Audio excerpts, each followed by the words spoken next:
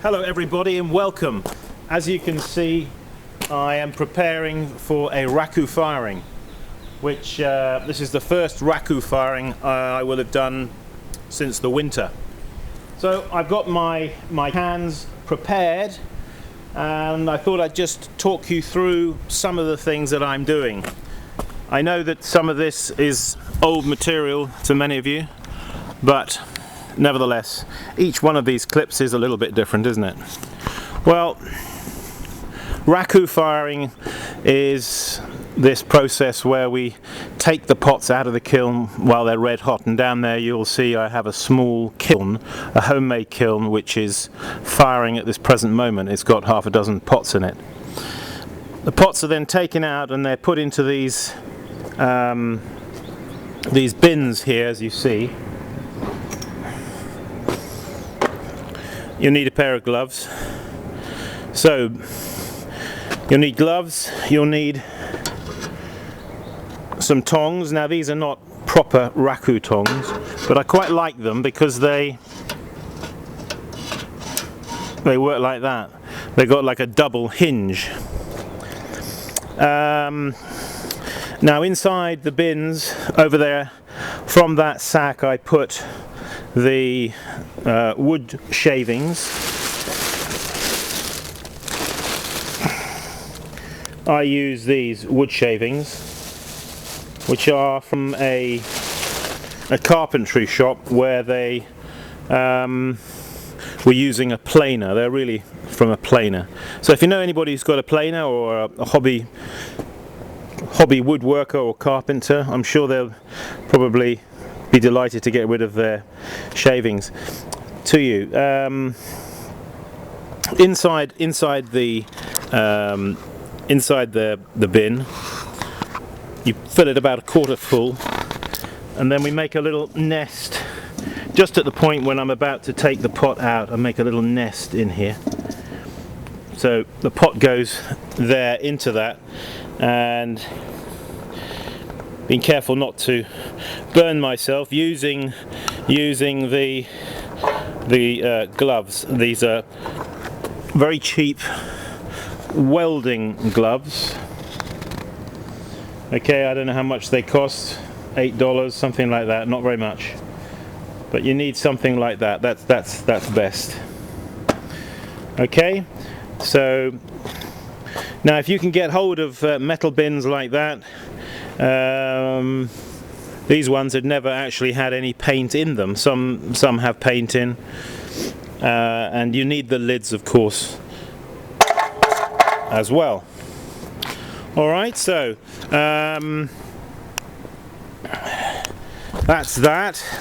Just going to grab my tripod here because I want to go inside.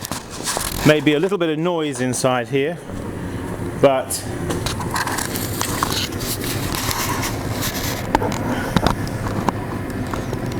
just attaching the tripod, the camera to the tripod.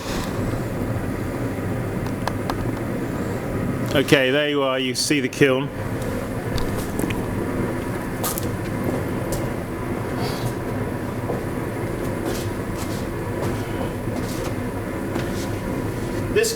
This kiln works using a weed burner. Very simple. Does the job very well. Plenty of power and cheap to buy. The kiln is homemade, using like chicken wire with fibre, ceramic fibre, which is buttoned to the inside here, all over, to hold the fibre up inside to the frame of this chicken wire. It's just circular.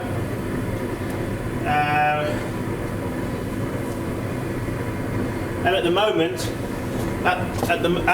I've got in there, I don't know, six or seven pieces, which we put in there probably 45 minutes ago, 50 minutes ago maybe. Yeah, you need a handle on the top here this can get a bit hot around here, so you do need the glove, all right, when you lift this off. But it's not very heavy to lift off because it's only chicken wire and fibre, so it's very light, you see. So I've just got another pot I just wanted to finish. I've got some. You remember yesterday we were mixing up some Raku glaze over there in that bucket on the table, and I've got a few pieces here, and I've got a piece here. I'm just in the middle of decorating, so why don't you come down with me there onto the decorating bench. Let's see if I can bring a bit more light.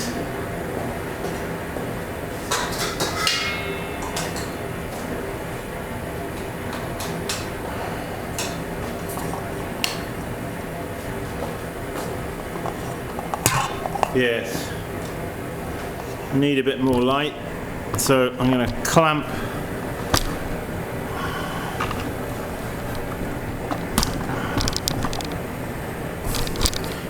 my lamp there. Hopefully it'll stay.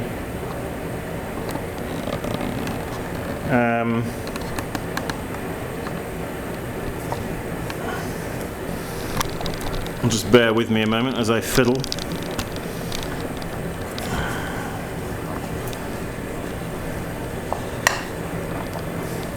I've got one of these cheap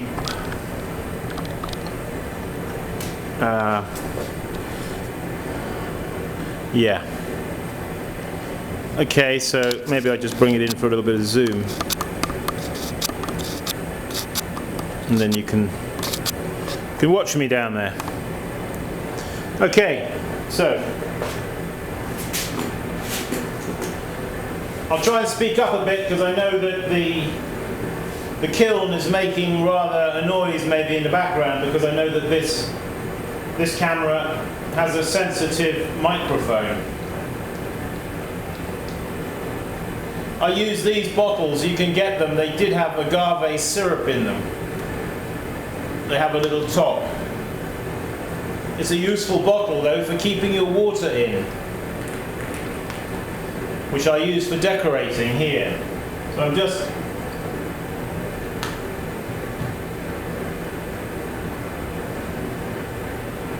got a bowl here, simple bowl with a foot,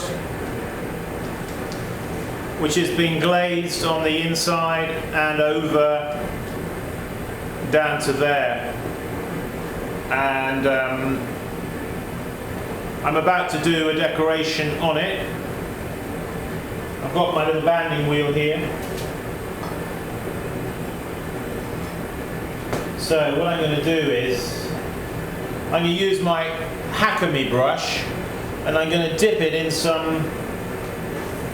a brew here that I've got of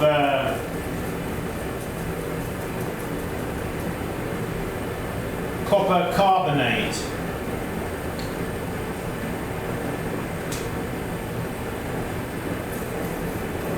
So copper carbonate and water, and I'm just dipping my HANDMADE brush in that, okay?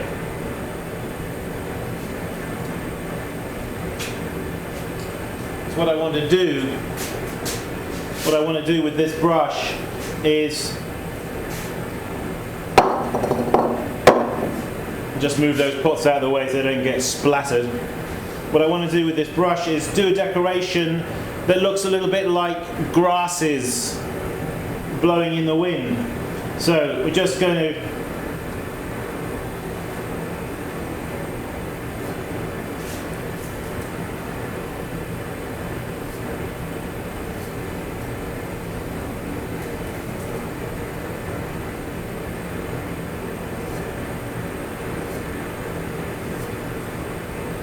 get a rather random effect, you see, using this kind of brush.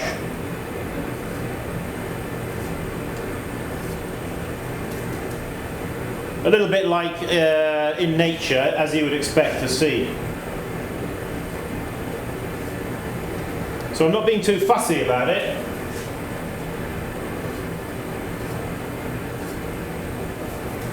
I want to keep the feeling of spontaneity.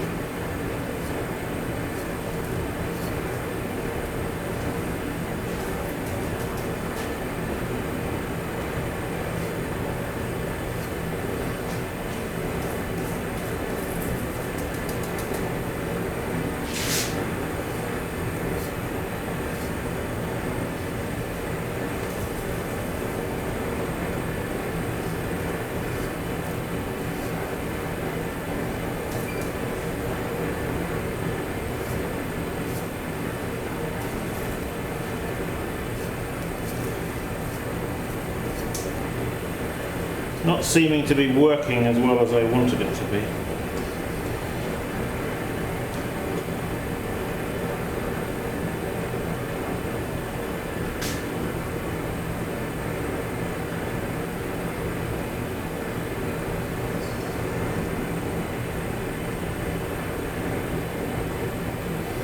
This is just a Japanese type brush.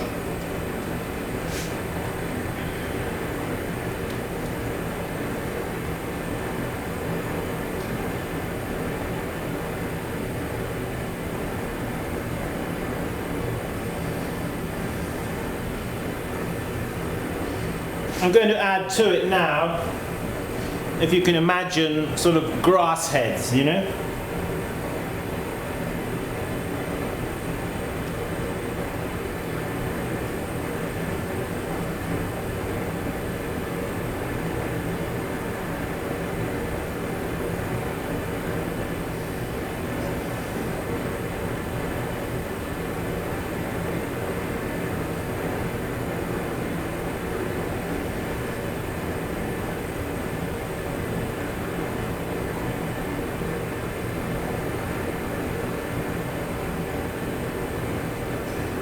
I try and make it look like it's natural, you know, like it's a...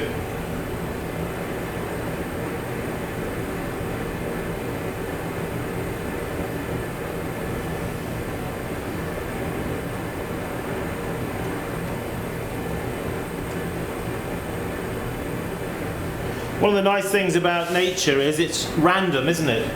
You never see really anything in nature that is symmetrical. Everything is rather just as it is, you know.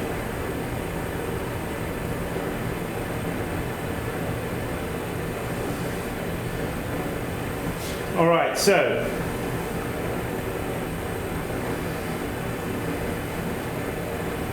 you know, when you're decorating, one of the temptations is to think, well, we'll just do one a little bit more, and then you think, oh no, there's a little space there, we've got to fill it. Not always a good idea. Sometimes less is more, and you need to be restrained. Allow, because particularly you see with a raku pot, you've got other things that are going on. You've got crackle, you've got that kind of thing. So you want to allow room for that. Allow room for the kiln to add something. Don't feel like you've got to do it all, necessarily. Leave a little room, a little space for something to happen that you didn't expect in the kiln, maybe. Okay, so we're doing a little decoration, so the thing is to get the right feeling of balance, where you feel, well, okay, this has got the decoration on the outside. On the inside, I'm not going to put anything, it's just going to be left plain. Let's see how it comes out. I've got a few more in the kiln there, which we'll be bringing out later. Let's go down there where the kiln is, try and poke the camera in through the chimney, and then you can see what's going on right inside the kiln. There we go. You can see my arrangement there, you see, with the tripod and the light. The light flex reaching right up to the ceiling. Where there's a will, there's a way. Or somebody said, where there's a wheel, there's a way, which is much better, of course. Where there's a wheel, there's a way. I saw on the back of somebody's car the other day a sticker that said, a bumper sticker that said, I'd rather be behind my potter's wheel, or on my potter's wheel, I think. Okay, so, well, you can see we're not really actually quite up to temperature yet. Now, something to take note of here with this kiln, and that is, you'll see that the chimney is not on the top of the kiln. And there's a good reason for that, and that is because if you put the chimney on the end, you get more of a downdraft type of firing, more of a it's not a case of the flame, the power of the flame coming in at the bottom of the kiln and just exiting straight away at the top, which is actually very efficient. What you want to do is try to establish a long flame path before the flame and the gas finally leaves the kiln, you see.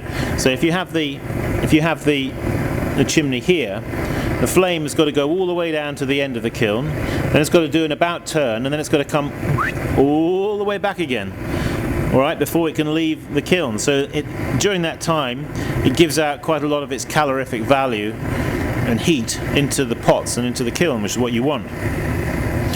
Okay, so I don't know how close we're going to be able to get to this, but you can in fact see the flame at the end of the kiln on the inside there flickering as it's coming round the corner and back up out towards us. Let's see if we can go even closer.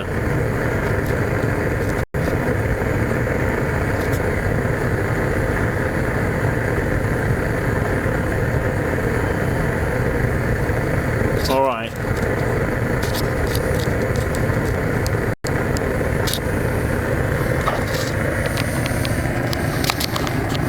Okay, folks, it's just a little eye-opener there I wanted you to see. Maybe we'll get some footage of us opening the kiln, taking the pots out and putting them outside there in the sawdust which we spoke about earlier, which is all out there ready for us.